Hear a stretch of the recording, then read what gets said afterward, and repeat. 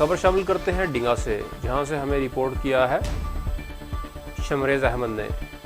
گزشتہ روز government high school نور جمال شمالی میں عید میلاد النبی کے حوالے سے ایک پروقار تقریب کا انعقاد کیا گیا، جس میں تلاوت قرآن پاک اور نعت رسول مقبول صلی اللہ علیہ وآلہ وسلم کا بچوں میں مقابلہ ہوا۔ اسکول کے تمام اساتذہ اکرام نے شرکت کی۔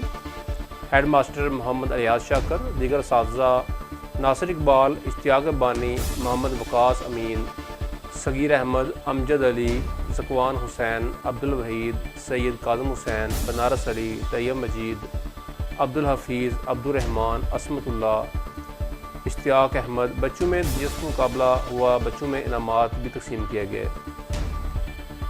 تلاوت قرآن مجید میں فرسٹ پوزیشن میاں سمیر نے، سیکنڈ پوزیشن محمد فیضان نے حاصل کی۔ نعت میں فرسٹ پوزیشن اون محمد جبکہ سیکنڈ پوزیشن کسا فاطمہ نے حاصل کی۔